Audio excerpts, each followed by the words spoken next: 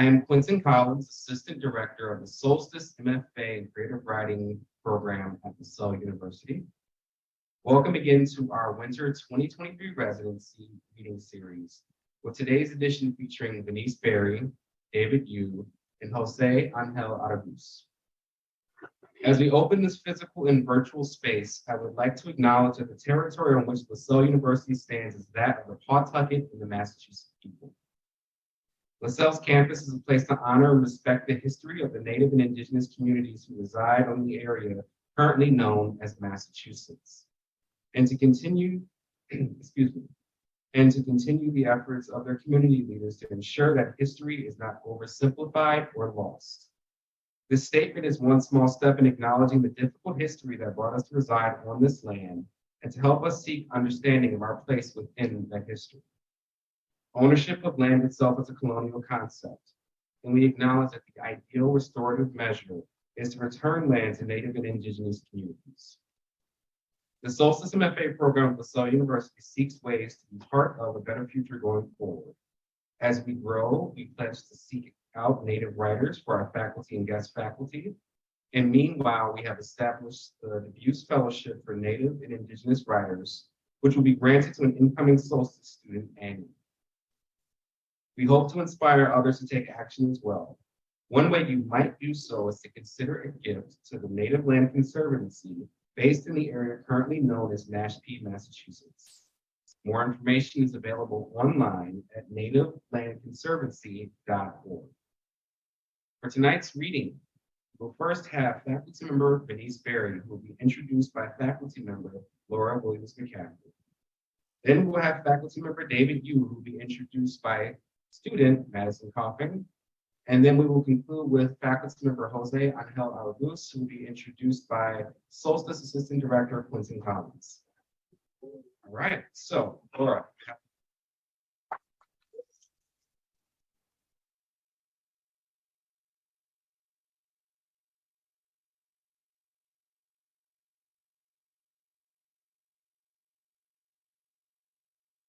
Be up here. I've been people for a really long time, so we'll see how this goes. I don't remember when I first encountered Venise Berry. Such is the nature of these kinds of residencies. Yet each person I've encountered through Solstice is unforgettable, and Venise is no exception. This is partially because of her commitment to stories and storytellers. Venise is clearly a generous teacher, one who deeply thinks about her students' intentions and the meanings of their projects. Venise wants students to delve, to go beyond simply crafting the cool image or the interesting anecdote. She wants them to find the deeper meanings. Venise has fostered other writers' work for many years. She's an accomplished academic who is an associate professor at the School of Journalism and Mass Communication at the University of Iowa. She also is the director of African American Studies at the same institution. And she's taught here at Solstice since 2009 here. Simultaneously, she has coordinated the Midwest Institute for African American History and Culture, and she is currently the PR director for Berry Books, which is an imprint of Joel Jordan Publishing. These are all important accomplishments, but Venise has most vividly captured my attention because of her writing. I've watched her stand up. It says here, but we've never stood up here before. Stand up at Solstice over and over. And what she offers is wickedly funny and yet also full of the kind of wisdom one only learns from living a passionate life. In a singular reading, one might hear her reflect on the struggles and joys of being a single woman, then deconstruct images and characters in Star Trek, and finally express her profound love of God. She has an omnivorous curiosity, and she understands that even the things we consider inconsequential might be life-saving and joy-bringing. The breadth of her work reflects this. Texts that she's edited and written range from academic texts like Mediated Messages in African American Culture, the 50 most influential Black films, Black culture and experience contemporary issues, and the novel So Good, Colored Sugar Water, which received a creative contribution to literature award from the Zora Neale Hurston Society, and All of Me, which received an honor book award from the Black Caucus of the American Library Association. Her most recent work is a collection of essays entitled Driven. Reviewers have consistently mentioned Venice's colorful turns of phrase and the singular way that Venise weds spirituality and romance. Readers of Driven will also find this union. She writes, Driven explores my evolution as one of those bra-burning, pants-wearing, education-getting, money-making, opinion-having, sex-enjoying, career-focused Black women who grew up in the 70s deciding to live life and live it abundantly with or without a man. Like many career women, I flew through my 20s and 30s and 40s, but 50 brought everything to a sudden stop. My 50th birthday was like a spiritual thief that snuck up behind me, held a gun to my head, and demanded my soul. Well, I suppose I shouldn't say that I'm glad for any kind of thief demanding anyone's soul, but I'm glad that Venise will share her introspection and humor with us all, no matter what forced her to put words to paper. I'm happy to present Venise Berry.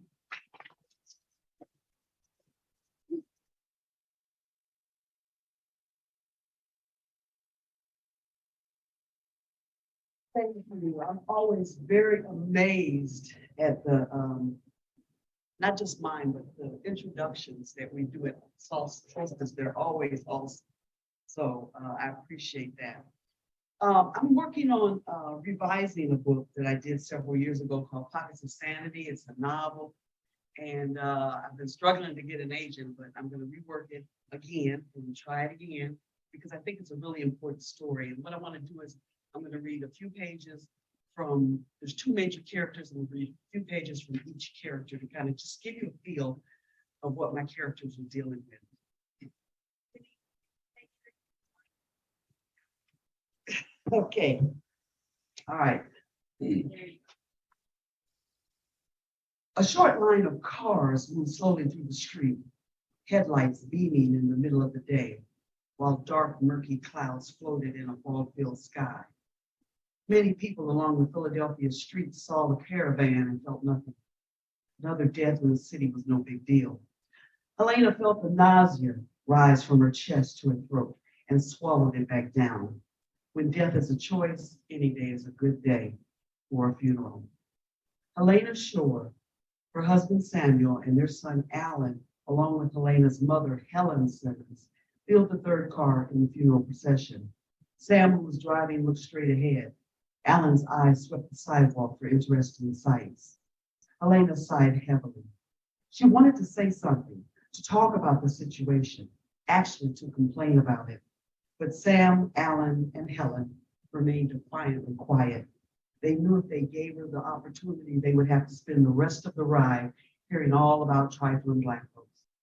When the procession turned into the Ivy Hill Cemetery on Easton Road and stopped near a prepared gravesite, Helena didn't get out of the car right away. She didn't want to be there, but her mother had insisted. Helen was always selling the philosophy of family is crucial to survival, but Helena didn't buy it. Except for her mother and father, she could not name one thing that her family had done for her as a child, and there was nothing they could do now. As far as she could see, they were stuck in the ghetto like burnt oatmeal stuck to the bottom of a pot. Samuel motioned to Helena until she finally got out of the car and followed him over to the gravesite. She buttoned up her coat as the snow had melted, but it was still the coldest month in winter. Stopping to stiffly accept a big hug from her cousin Althea, Helena let out a deep breath. It's been way too long, girl, Althea scolded. Helena shrugged. I know, I keep meaning to call or stop by, but life happens. That's the truth. Can you believe Titus is dead? Yeah, I can, especially since he killed himself. That's not fair, Helena. Titus had a lot of demons. Hey, we all got demons. You got to say, Satan, get thee behind me and keep on stepping. Althea knew it was an argument she couldn't win, so she shook her head and changed the subject. I know you've heard I'm planning my wedding for the spring, late April, I think. Nothing fancy, just a few good friends and family. After the ceremony, we're going to dance all night. Helena smiled half-heartedly. How many is this? 3? Yep. And I'm going to keep on doing it until I get it right. Unlike Helena, who could count her boyfriends on one hand, Althea had a way with men.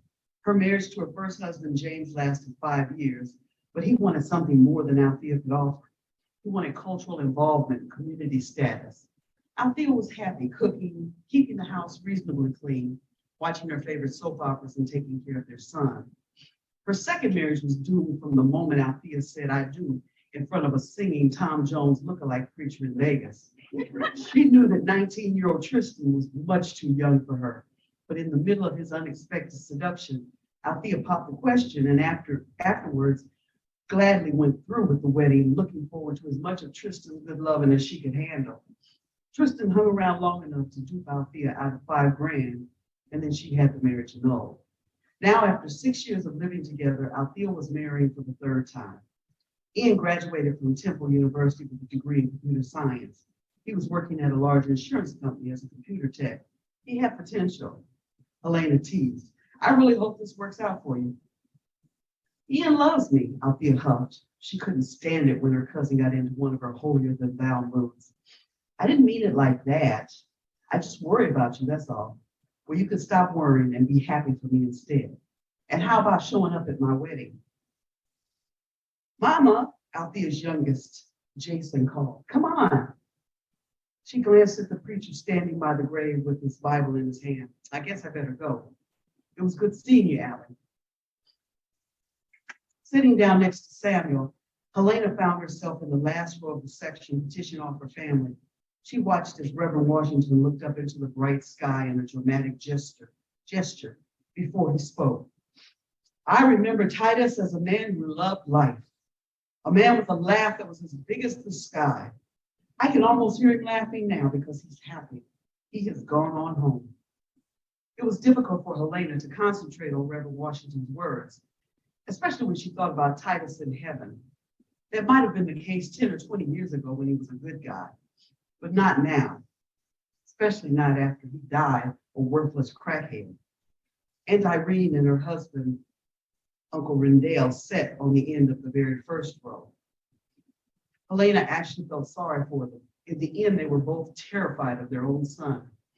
Titus had robbed them on numerous occasions, cursed at them, and even knocked his mother into a rose bush when she didn't give him the money he wanted for drugs. "Our Father, who art in heaven, hallowed be thy name," Reverend Washington began reciting the Lord's Prayer. "Thy kingdom come, thy will be done on earth as it is in heaven." Many of the mourners recited along with it. Then all of a sudden, eyes focused on Skylar, Titus's daughter, who leaped up from her chair and rushed over to the casket. The long wooden box tilted toward the big empty hole behind it as Skylar kicked and screamed and begged him not to leave her. Helena sucked her teeth with disgust at what she deemed a ridiculous display. Skylar was wearing the traditional ensemble of her generation's sexually obsessed angst. The V-neck of her shirt scooped much too low, practically showing her nipples, and there was not enough material to cover her belly button. The micro mini skirt she wore was so short that when she fell across the casket, the audience got a clear view of the lacy black G-string that disappeared into the crack of her ass. When cousin Mark finally grabbed Skylar and pulled her back to her seat, Helena shot her husband a repugnant look that made him shudder. Sam knew that his wife would rant about the incident for weeks to come. He turned back to Reverend Washington. "Isaiah 25:8 says that he will swallow up death in victory. Listen to me. The Lord God will wipe away tears from off all faces. Do you hear me?"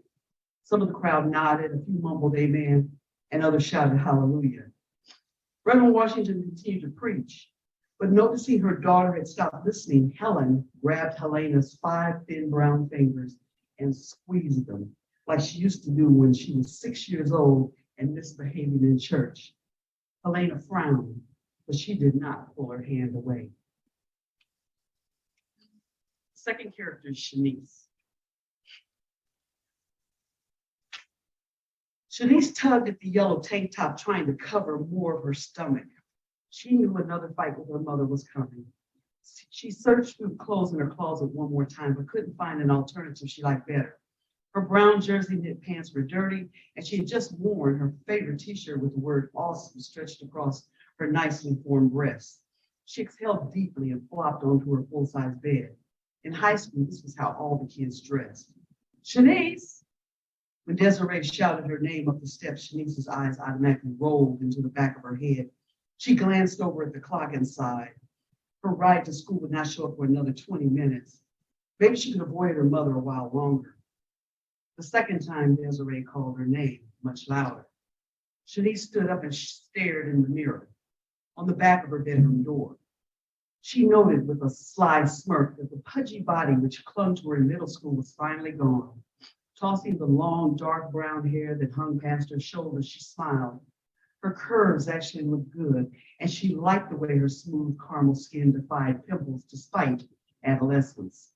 Rifling through the dirty clothes hamper, Shanice pulled out a short red tapestry jacket. When she heard her mother call a third time, she threw her hands into the air, pulled on the jacket, and trudged down to the bottom of the steps. Shanice held her book bag in front of her as she ambled into the kitchen and plopped down in a chair at the far end of the dining room table. A quick glimpse at her mother worried Shanice.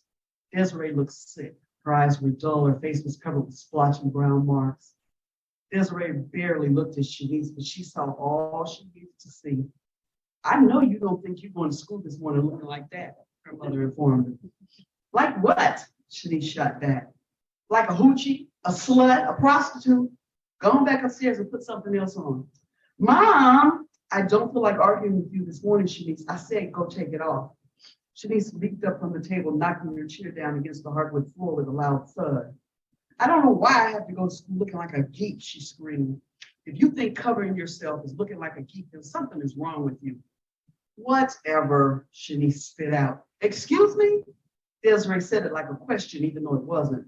Hey, what's going on in here? He still positioned his body between the two of them. Shanice stepped back, but not quick enough to stop his hand from conveniently sliding across her chest. She couldn't figure out what her mother saw in this pathetic piece of man. He looked like a frog. A big bumpy nose filled up his face so that his eyes only had room to squint. His large sausage lips just flapped all the time. He thought he was somebody and expected everybody to treat him accordingly. But Shanice knew he was a loser, and the gifts he brought to impress her were lame. He could have kept the ugly pink dress, the silver makeup case, and his first gift, a yellow yo-yo. 3 years ago, when Pisto and her mother first met, he told Shanice that his great-great-great-grandfather invented yo-yos, then handed it to her. It was the first of many lies out of Pisto's big mouth. Nothing for you to worry about, baby, Denise replied, then kissed him softly on the lips, which made Shanice want to gag. Shanice, get me a cup of coffee, Pisto ordered, as he casually entered the kitchen and sat down at the table 3 feet away from the coffee pot. Shanice hated it when he barked orders at her. He would yell for her to get him a beer out of the refrigerator, or find the remote for the living room television, or bring him some Kleenex to blow his humongous nose. Once last year, she got up the nerve to refuse. She told him to go home and have his wife do it for him. Pisto got really pissed and left. Desiree sulked and cried and blamed her for sending him back to his wife, but Shanice had learned to shrug off her mother's drama. Desiree knew just like she did that Pisto was going back to his wife anyway, as soon as he got all he wanted from her. Nobody else's mom trips like you do, Shanice griped, as she poured the coffee and slammed the cup on the table in front of Pisto. Desiree sneered in her general direction. Those aren't my daughters, so they can look any way they want. Pisto sucked in the thickened air all around him. I don't know, baby. She looks good to me. Desiree's eyes narrowed. That's the problem. She looks like a damn hoe, and her mouth is going to get her in a lot of trouble along with those slutty clothes. You would know all about that, wouldn't you? Shanice grumbled. Denise cocked her head to the side. Desiree cocked her head to the side. What did you say, little girl? Nothing. I can't wait to get old enough to move out of here, Shanice screamed and ran up the stairs. At least we agree on something, Desiree hollered up behind her. Slamming the door to her room, she smashed her hand into the pillow. She had seen photos of Desiree in miniskirts and tube tops looking more like a hoochie than she ever could. She picked up a picture from her nightstand and sniffed back the tears. Shanice missed her father. The day he died, she remembered how her mother had yelled at him until he stormed out of the house. Moments later, without warning, his heart stopped beating. Desiree fell apart slowly after his death. As a nurse at Chestnut Hill Hospital, she tried to hold things together, but the drinking got progressively worse. Then she met Pisto at some hole-in-the-wall nightclub, and he convinced her that he would answer all of her prayers. Soon Desiree started to miss work, usually too drunk and then too high to get there. With each of Pisto's visits, her drug use increased. Their sex got freakier and the fighting more violent. Shanice pulled her oversized wrinkle Austin t-shirt out of the dirty clothes to replace the tank top. Then with a quick glance at the door, she rolled the tank top into a tiny ball and hid it at the bottom of her book bag. She would put it back on in the bathroom at school. When the horn honked outside, Shanice bounded down the stairs, crashing into Pisto, who stood purposely blocking her path. Girl, you better watch where you go and look what you did. He pointed to the hard-on that was pushing up against his pants. You done got me all riled up and ready for some good loving. Shanice tried to force her way past him, but he grabbed her arm. How many times do I have to tell you to leave me alone? She warned. I'm going to call Mom. Call her for what? She can't help you. All you're going to do is get her hurt. She does what I tell her to do, and pretty soon you'll be doing the same. His tongue slid across Shanice's neck as she struggled to break free. Let me go, she insisted. Pisto leaned forward and sniffed all around her. Virgin pussy, I can't wait to get me some. You ain't never getting nothing from me, she snapped. She spit and it landed on his bottom lip. Pisto raised his hand to smack her, but instead he covered her lips with his own, jamming his tongue into her mouth. After pulling away, he whispered, I want you, little girl, spitting all. Pisto, baby, Desiree called from the master bedroom. Carol humped again. Pisto winked at Shanice. You won't be disappointed. Ask your mama. She can't get enough. He finally released her arm as Shanice burst out the front door. After spitting into the grass several times, Shanice wiped her mouth with her sleeve. Get rid of the foul taste of his kiss. She opened the car door and wiped at the tears forming in her eyes. What's wrong? Carol asked. It's Pisto. He just won't leave me alone. You really need to tell your mother, Shanice. She wouldn't believe me. What about Miss Greenfield at school? She's a good counselor. I bet she would help. If I tell somebody, they will probably get child welfare involved and I end up in a foster home. Plus, I can't leave my mom alone with that monster. We could tell my mom, maybe she could help. No, Carol, don't tell anyone. I think I have an idea that will get Pisto to leave me alone. Carol slowed down for the stop sign. What? You promise not to freak? No, but tell me anyway. She pushed on the brake. I'm going to sleep with Russo. Are you crazy? Carol stared at her friend. Pisto wants virgin pussy. If I'm no longer a virgin, maybe he'll leave me alone. But why Russo? Why him? Why not? He's fine. Your first time should be with somebody that you love and want to marry. Girl, you watch too many Lifetime movies. Maybe, but I'm saving myself for a real man, Carol explained. Somebody who wants me forever. Russo has made it very obvious that he wants me. And I don't care if it's not forever. But all he wants is sex, Shanice. So it's perfect then, because that's all I'm willing to give. Thank you.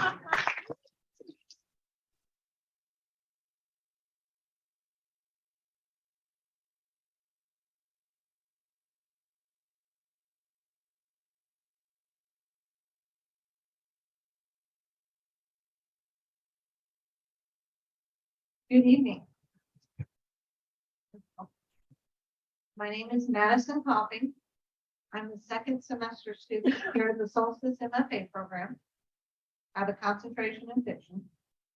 And just last semester, I had the opportunity to work with David you one-on-one.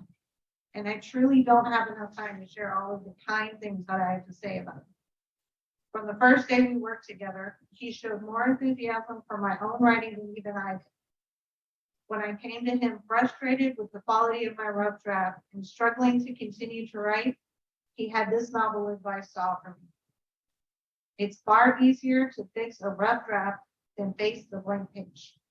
The blank page is a quagmire, a trap, and it's maddeningly easy to get stuck in it. When people ask me what's hard about writing, I say that the challenge about the writing life is that it's so friggin' easy to not write. Needless to say, his experience and insight as a writer have been invaluable to me as a student. And it meant a lot coming from him because he's had great success with writing himself. His first novel, Girls for Breakfast, was a New York Public Library best book for teens and a book sensitive. Stop Me If You've Heard This One Before was a Chicago Best of the Best selection. He wrote The Detention Club in his notoriously witty autobiography, entitled The Chauffeurs, which was selected for the Massachusetts Must Read List and a 2013 finalist for the Massachusetts Book Award. All of these works demonstrate David's undeniable ability to relate to people and entertain through his writing. I'm greatly looking forward to all of his future projects, including the one that he's going to read for us tonight. So with that, I'm happy to introduce David Beal.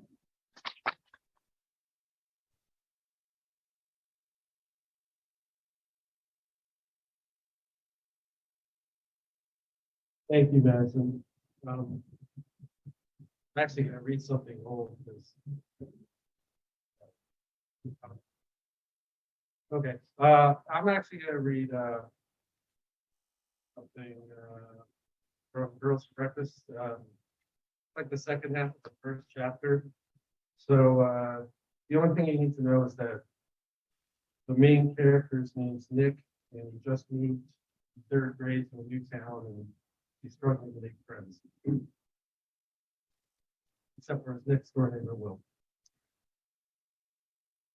Will and I walked home from the bus stop every day with Paul Turgis and Mitch Wertz, who lived a few houses down from us.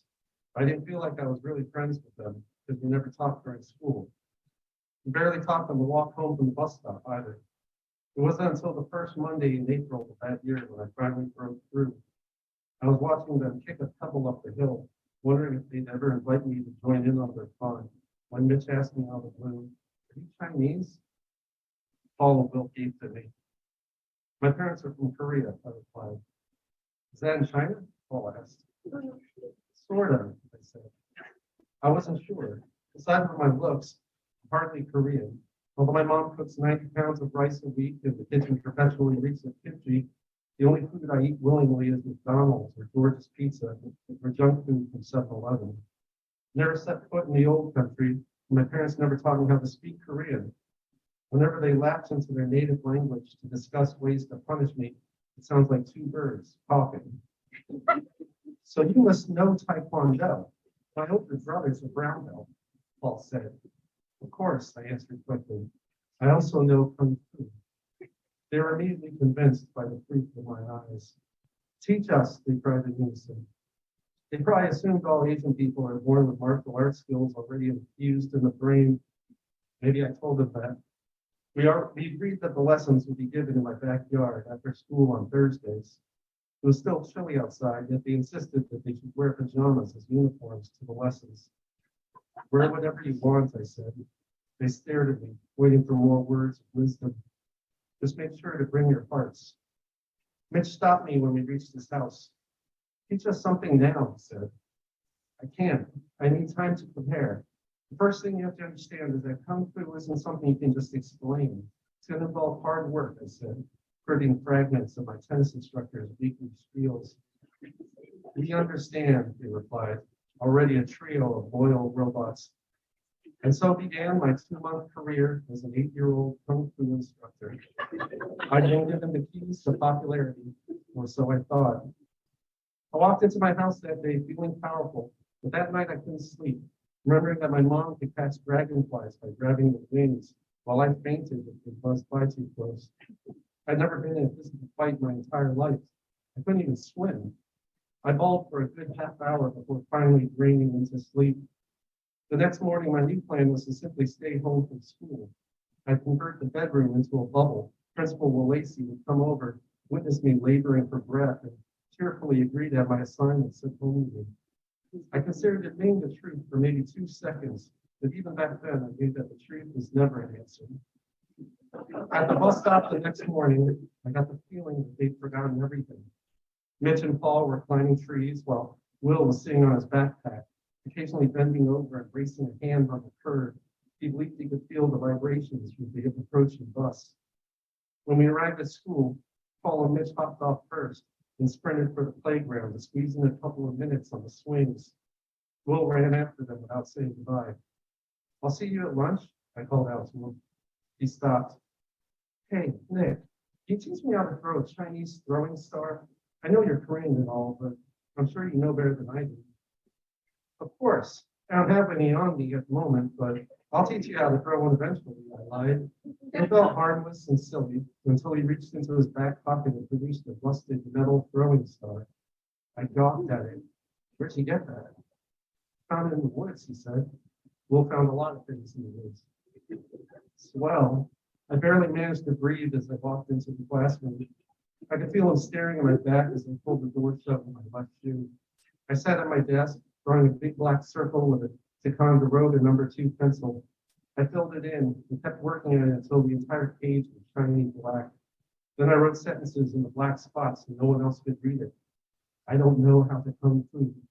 I am a liar. I wish I knew kung fu. At recess, I tried to forget the mess I was in.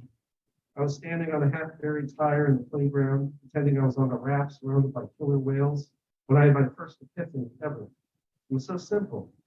I slapped my forehead. Whoever invented kung fu had had to start from scratch. Same with tennis or making mittens. In order for something to exist, someone had to first create the process. I didn't know kung fu, but neither did they. I would simply improvise my own version of martial arts. I would make it all up. The tingling sensation formed at my fingertips. An imaginary warrior now stood before me. I watched in slow motion as the warrior tried to hit me. Okay, now in the movies, they block these kicks, I whispered to myself. I made a swiping motion with my right hand. I made up rules, and to my surprise, they made perfect sense. The key to blocking your opponent's kick is to move faster than the kick itself. I made up more rules. Someone had to shout for me to come inside after the recess bell was rung. Soon back in the classroom, was pointing at me as I ran through the double door. My confidence only grew. I'd seen plenty of kung fu theater movies on Channel 13. This proved to be a distinct advantage. For example, I knew that in the movies, in martial arts, the moves in martial arts were always named after an animal or insect. My dad had me convinced I was going to become a pro tennis player someday, and up till then I believed him wholeheartedly. But as I continued developing fight moves and my own combat philosophy, my day-old epiphany only made more sense, and I wondered if kung fu was actually my true calling. On Thursday afternoon, the four of us walked ceremoniously up the hill from the bus stop. Mitch and Paul eventually couldn't contain their anticipation and ran ahead to don their pajamas and makeshift headbands. Will kept pace with me. I transformed from a near neighbor to someone he revered. I could feel him watching the way I walked. He was analyzing my every movement in an effort to glean something. Why didn't you tell me you were a kung fu master? He asked. I try not to talk about it because it's not something I practice anymore. Have you ever killed anyone? I suddenly grabbed him by the collar and pulled him over to the curb and looked around frantically for a few seconds. Sweat actually dripped from my nose. I'll kill you if you tell anyone.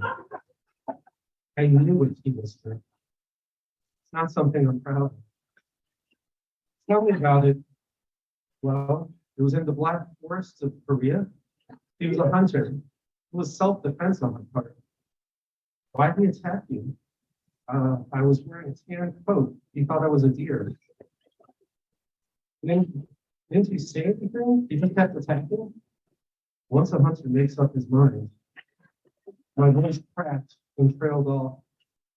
Thankfully, Will just nodded and said, that's very true. We sat in a small circle on the grass just off the porch, having a roundtable discussion on the theory and practice of kung fu. At first, I was jarred by their questions, but slowly I regained confidence, realizing anything I said would be taken at face value. So what you're telling me is ultimately I can kill anything I want with barely any effort, right? I mean, that's the point after all, Mitch said, his hands folded under his chin. You have part of it, right? Are you guys listening? I'll explain it one more time. I sighed dramatically. Yes, kung fu is about killing things. Of course it is, since you're dealing with so much power that normal people don't even know exists. But it's not really about being able to kill. It's about defending yourself, right? Paul said. He acted so damn authoritative since his older brother was a brown belt. I laughed at him. Mitch and Will joined in and Paul flushed. No, it's about being able to seriously hurt someone. If you turn it up a notch, you can kill. But then go to jail. Most of what I'll teach you is illegal. You promised to go all the way, though. You'll teach us how to kill. It's our choice, right? I can't not teach you how to kill, but it isn't worth it if you don't see the purpose behind all this. I was getting frustrated. They were so young. The purpose is to seriously hurt, not kill, but we could if we wanted to. They changed it in monotone. Excellent. My brother says Taekwondo is about finding out who you are and gaining confidence and self-respect, Paul said. Yeah, Taekwondo is a lot of things, I said. But back in Korea, it's considered like the babyest form of martial arts. You teach it to little kids. You can't kill someone with Taekwondo. In Korean, it means feel good, do. How about Paul? Will said savagely. That we're all for the kung fu, man. Good, I said. I have to leave in a couple of minutes, Mitch complains. Well, tomorrow I'll start teaching you guys stuff, but for now, I'll demonstrate something, I said, brimming with confidence. Will, please stand up. He didn't budge. I promise I won't hurt you, I assured him. He hesitantly lifted his body up the ground, and Mitch whistled. Now, so you all can understand, or even begin to understand, we'll do this at 1/1,000,000th the speed. Will, pretend we're in space, okay? And take a swing at me. No, too fast. Slow down. There, slower. Good. Now, watch my hands.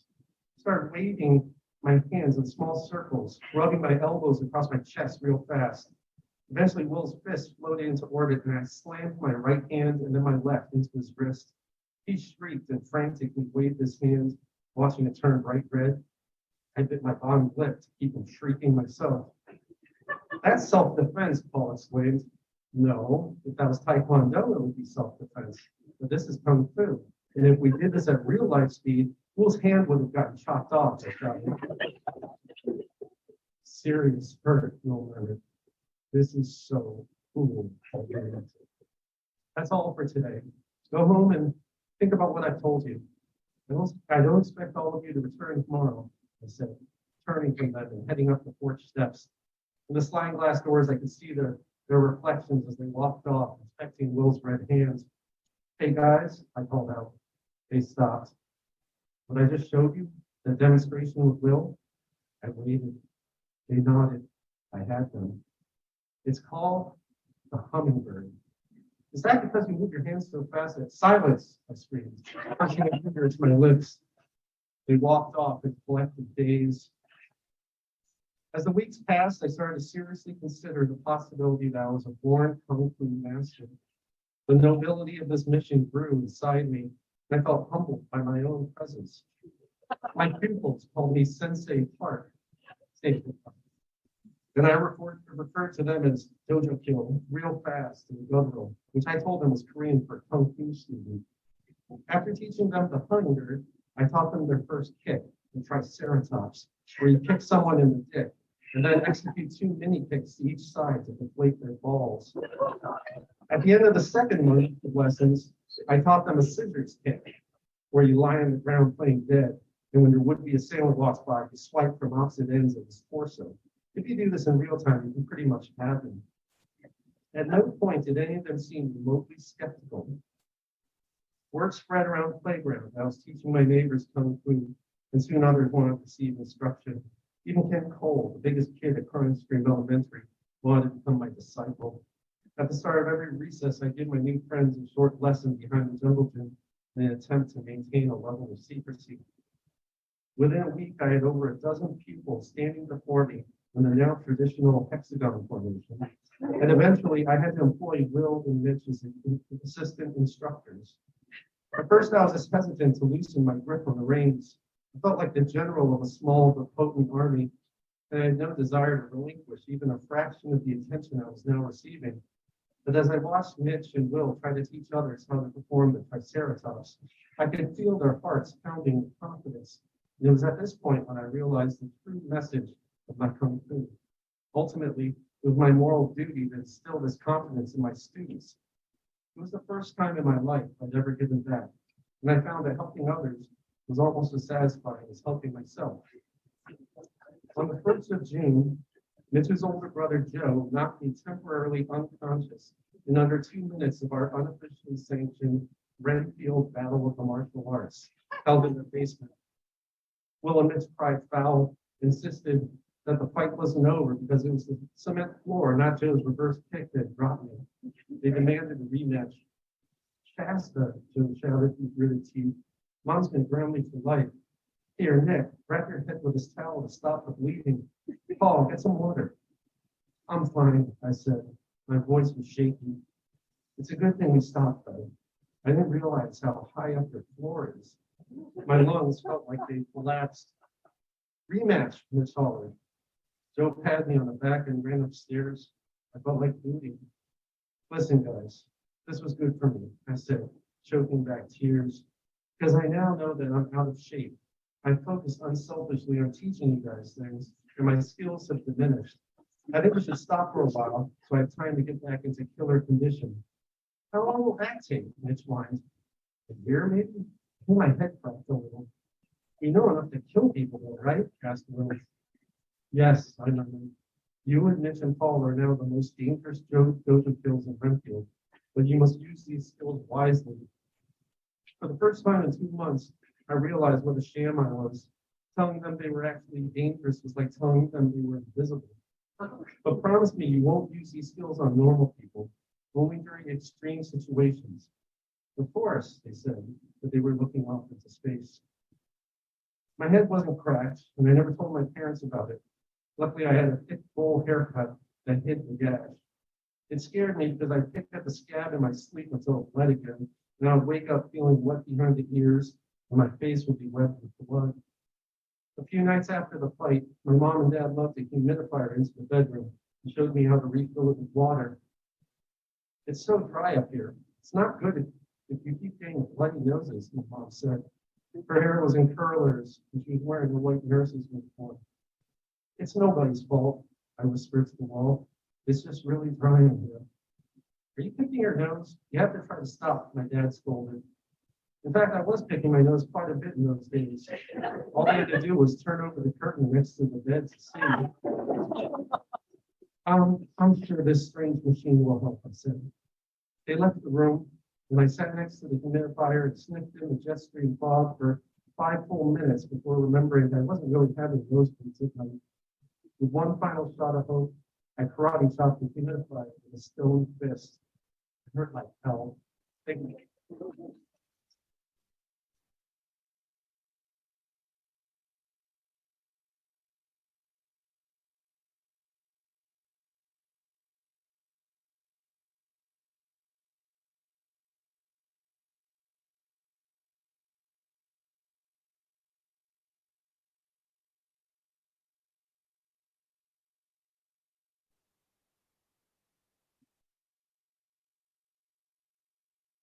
Hello, I'm Quentin Collins, Solstice MFA Program Assistant Director, here to introduce our faculty member, Jose Angel Araguz.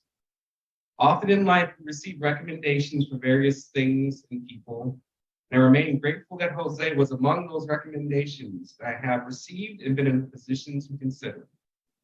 Since Meg and I first met him for lunch in 2019 as a result of a recommendation from a former Solstice guest, shortly after he moved to Boston, I have come to know Jose not only as a caring and brilliant instructor, editor, and writer, but also as a fierce and compassionate friend and meme connoisseur. Jose's most recent collection is Rotura, which is now available from Black Lawrence Press. Juan Felipe Pereira calls Rotura a moving book where the voice undulates dark and soul-filled along cracked borders, rising boundaries in worn brown gods along the routes, grasping at fading shimmers of truth, family, longings, and stark existence. What I enjoy most about the poems in Rotura is how they engage with often straightforward narrative, hinging on subtext and leveraging imagery precisely, often in a manner that frames their emotional core. Additionally, I enjoy the moments within the poems, whether short or long, that invite the reader to sit with a part of the text for just a second longer. One example comes from the poem Repair, in which Jose writes, I've had to go for love like Sappho scraps. I've cracked, been lost, dismissed, repair. In addition to Rotura, Jose is the author of 4 other full-length collections 7 chapbooks, and a forthcoming lyric memoir, Growing in Want, which won the Sundress Publications 2022 Prose Open Reading Period. Moreover, his poems, creative nonfiction, and reviews have appeared in Crab Creek Review, Prairie Schooner, New South, Poetry International, and The Bind. When Jose is not mentoring students in our MFA program, posting erasure poems on his Instagram and sharing stand-up comedy reels in my inbox, he's serving as assistant professor of English and editor-in-chief of Salamander Magazine, both at Suffolk University, and running the poetry blog, The Friday Influence. His cat was supposed to bring me a quote for this introduction, but sadly could not be reached in time. So please join me in welcoming our faculty member, Jose Angel Araguz.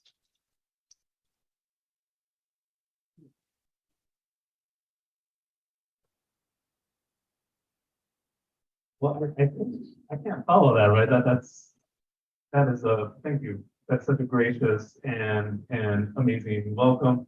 Thank you to everybody who's here. This is my first in-person reading since the pandemic started.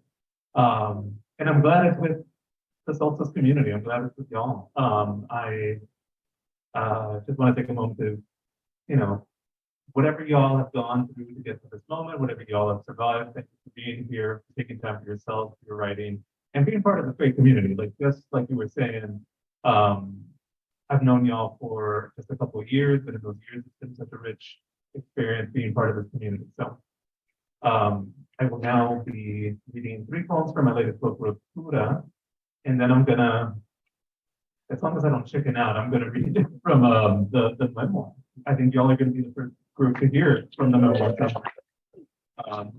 But this book, Ruptura, the title is the Spanish word for break, and I'm going to indulge just a quick story. So I have one blurb, and when you quoted from it, and it's from Juan Felipe Herrera. I asked a couple other people, and it just didn't work out. And at the time, the book was called something else. But then he shot me, Juan Felipe Herrera shot me back an email being like, hey, here's the blurb. Also, and here's the thing, like the previous title was a line from one of his own poems. So it was kind of like a power move / mentor move almost, because he said, hey, I appreciate the nod if you want to use my line, but I think Ruptura is your word. I think that's the title of this book because there's so much breaking in here. And one, like, he was a poet laureate, so I'm not going to like second guess him. I'm going to be like, okay.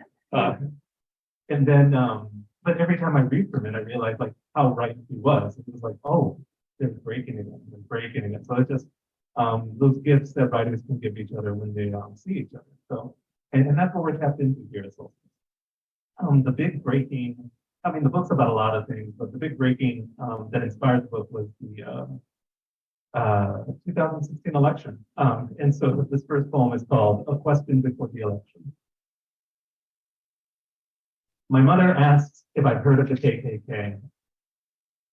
A month later, the election will turn in favor of a man endorsed by them.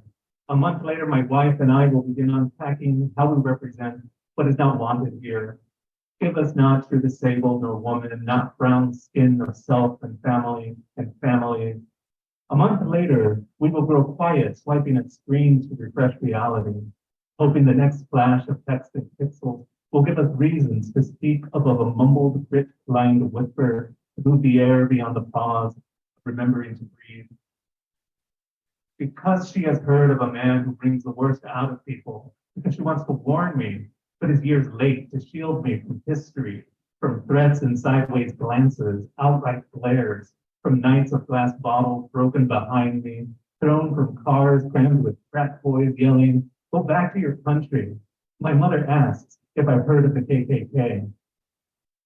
A year later, I will be thinking of lists in poems, what it is when inventories make space for, stops to see and list. A year later, I would list different things my mother and I are years late for.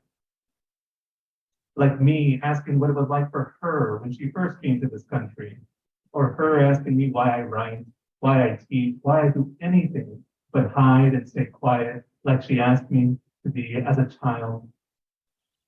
A year later, I will have been walking, looking over my shoulder for more than 30 years. The man I am looking over my shoulder, not noticing that I marched behind the youth I was, who starved himself and hoped to disappear.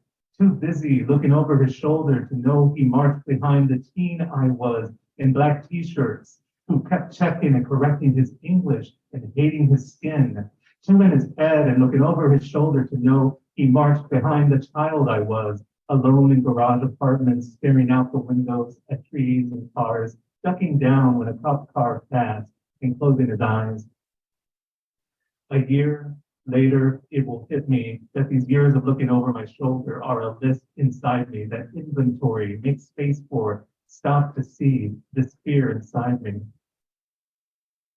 My mother asks if I've heard of the KKK, and I feel the worst has found its way into my palm. The worst has me clutching it, hearing it sounded out in my mother's voice. And I know then what I hold in my hand will continue to grow heavy. What I hold in my hand trembles when I cry, my wife cries, friends tell me they cried. When I remember in a hushed, hurried voice, as if we were calling out to each other from different parts of a dark wood, wanting to both call out and be found, but also not draw attention, my mother asking me, ¿Has oído del KKK? I feel failure, desengaño, loss, decepción, breakdown, caída, defeat, quebrado, collapse, rotura, frustration, amargura, grief. Bueno, pues, sí. And that's how the book opens. It's a happy one. I'm going to geek out for a second too, because I'm in a room with writers. There's many drafts of this poem. I knew it was done when I had this list of words at the end that went between English and Spanish with its own little spinal cord of sorts. So I was like, all right.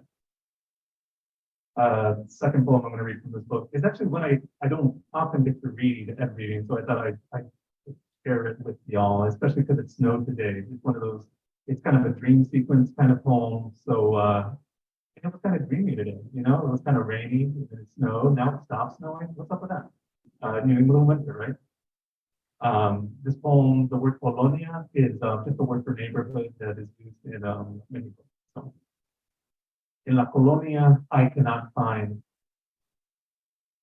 I dream in a house filled with winter, a house always between stages. My tia, in the country where I am a child, watches as her dream house develops. Walls of cardboard and wood planks made way for cinder blocks. Doors to each room go from bed sheets to knobbed solid doors. The floor remains dirt, long past childhood, past when I stayed there, long into the stories. I hear a field made with narcos to keep safe the house I used to dream in. Her house different, each year I slept there. Memories now different colors. The bottoms of my feet, the color of the earth I walk across, feeling winter. Each small step picking up more of the earth.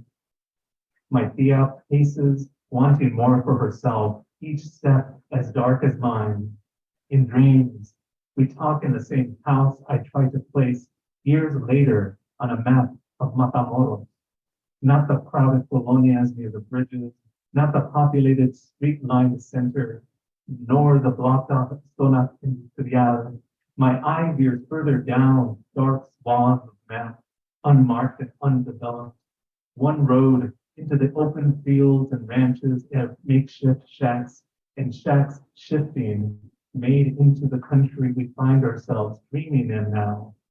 We counsel each other in Spanish and English, say we did not know, no sabíamos, what the country would be like, nor what would happen there. We walk amidst changing walls, our steps marking the path and the path marking our souls.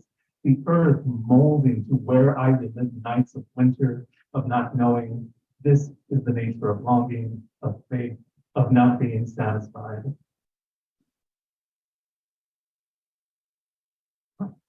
There's probably a reason why I don't read that one aloud. Oh boy. And no joke. Okay, so you quoted the poem, the third poem I'm going to read off of here, Disrepair. So I don't know how you did that. I could be lying, but I'm not because I had little tags. I'm a Virgo, so I'm very organized, right? Or at least I tell myself. All right, this is a poem called Disrepair. I turn to another blank page and write, the rain falls from the sky in disrepair. Oregon walks through fog into more fog. Does the heart like mist repair? In Pentimenti, you glimpse what came before, the past, what brushstrokes can't repair. In the divorce, I gave up half my books. My inner shelves were left in disrepair. We discuss our exes now in calmer voices. At first we cried, whispered, hissed, repair. Scanning again the 7 deadly sins, my devil heart feels they list repair.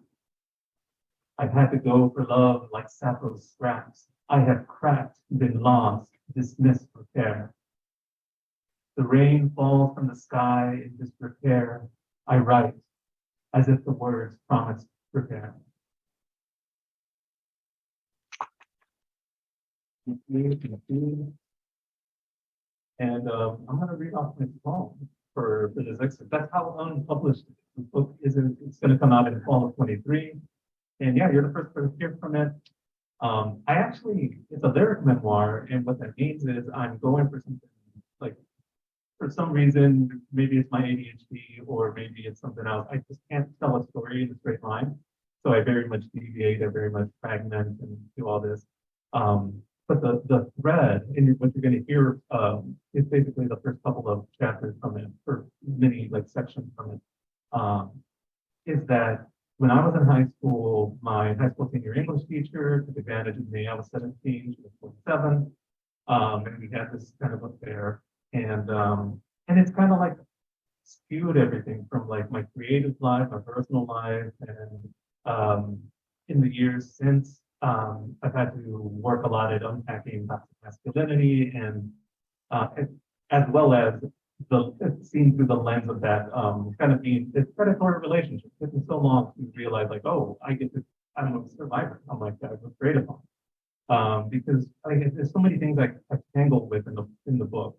And specifically this feeling of like, well, as a straight guy, like I don't get to call it being taken advantage of because of this and that. But it's like, no, at the end of the day, especially now, like 14 years of being a teacher, I'm just like, no, there was a line crossed. Like there's a trust that happens between educators and their students, and like it should be crossed. And so it was a book that took a lot out of me. And so yeah, I'm just gonna, what else do you need to know? Oh, of course, because we're basically English majors, but like sexy and cool. There's James Joyce. I talk crap about a lot of people, and like in Rotura, I've got a whole poem about T.S. Eliot and I tangled with him. But in this one, in this section you're going to hear it's James Joyce that I picked on. So you're going to hear like an excerpt at one point from Ulysses. And I'm going to stop prefacing because you came to hear some words. So this is from Ruin and Want. Perhaps to make nice while visiting New York. Oh, wait. Oh, sorry. I just went into because, all right, with poetry, I don't have to do this. Characters. The letter L is the high school teacher, and I think J is how I refer to myself in the book. I don't think I get mentioned here, but L is that teacher. Okay. Perhaps to make nice while visiting New York, Elle decides to treat me and my then girlfriend to a Broadway show. This during grad school, which I remember only as stages of exhaustion. Working mornings at a coffee shop in the city, sitting through classes at night, spending the time in between worrying about what I was doing with my life. Years since Elle and I last saw each other in person, I am still the brooding student, and she the benevolent teacher. Looking back, I can empathize with the impulse to be benevolent. As a teacher, you want to encourage and support, make another human aware of their potential, hoping they won't waste as much time as you did full of doubt. Perhaps that's why she reached out to me back in high school. My world was all doubt then. Perhaps that's where the good lies in all that happened between us, that someone took the time to see beyond my adolescent posturing to the real fear I had of not having a future. For the first time, I saw myself as someone worth seeing. Perhaps this is me lost in the moment again.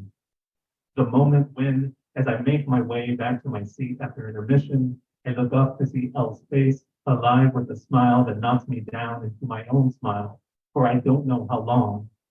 And the moment when I recover and find my then girlfriend next to me in tears. Want my then girlfriend to no longer be mad. I say the moment meant nothing, that it was Elle just being weird, that I was just playing along. Later, I will know the word dissociation. Right now, I only know the word sorry. Sorry that I played along, that I accepted the invitation to the musical, that I didn't find a way out of it. It didn't help that the musical had a recurring song that repeated the name of the main love interest, the same name as Elle's real name. That we sat there, the three of us, in the dark about each other, while an obsessive love played out in front of us. Disgusted. My then girlfriend is disgusted with me. She was once one of the people who knew about Elle and me, that we had had an affair that started when I was Elle's student, when I was 17 and she was 47, and had an intrusive, if reserved curiosity about it, but now only disgust. Later, after being married for less than a year, I will recognize this look again from her when I ask for a divorce. Right now, I just want my then girlfriend to look at me with trust again. I want to take all the pain this night caused and hide it behind the curtains that closed at the end of the show, leaving us in a harsh light, blinking back to our lives. Elle gives me a copy of James Joyce's Ulysses, asks me to read the last 50 pages, that we are there. Only I find there is no punctuation, no C's to the voice. I end up reading only the dirty parts, which feels incriminating at first, then eventually misguided, as I cannot see myself anymore. From Ulysses, episode 18, quote, if I can only get in with a handsome young poet at my age, I'll throw them the first thing in the morning till I see if the wish card comes out, or I'll try pairing the lady herself and see if he comes out. I'll read and study all I can find or learn a bit off by heart. If I knew who he likes so he won't think me stupid, if he thinks all women are the same, and I can teach him the other part, I'll make him feel all over him till he half faints under me. Then he'll write about me, lover and mistress publicly too. End quote. Want to believe she wouldn't be so bold as to have me finding these words that feel as if they incriminate the both of us, that we are there, bluntly and messily and crudely said. Then I remember that the book is written by a man, that a man created Molly, and Molly's voice is some part of Joyce, some fantasy / wish fulfillment mixed with reality, probably, but all within what a man claims to understand of a woman, which can never be anything but an approximation, a guess and gesture informed by societal narratives of gender roles. Joyce created Molly, shaped the woman she is to be what he needed her to be, in words that I look over, wondering what is being asked of me. Want to share that I see it now as a kind of grooming, what Joyce did in creating Molly, what he says through her, what her character says about what men think women are like, and what men think women want. Also, what Joyce says through her about how men think women want, that they are all body, all, quote, acquiescence, self-abandon, relaxation, the end of all resistance, he said, while the men in the story are all mind directed and controlled. What Molly wants from her young poet, how she settles for her husband, what the patriarchy has done to all involved, generations of readers included, the way the book is canon, a classic, all of grooming into place of human experience as heteronormative. I notice in that quote that each if in Molly's speech is speculation, driven by want, and realize I have my own list of ifs. If it hadn't been for my hormones, if I had only walked away, if I had only transferred classes, if I had had any self-restraint and awareness, if Elle had had any, maybe then it wouldn't have happened. Maybe then it wouldn't feel like it was all my fault. Thank you.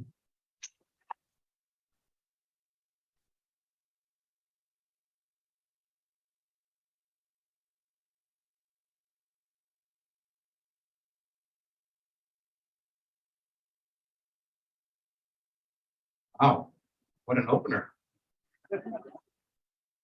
Thank you again, Venise, David, and Jose. We have one more big round of applause.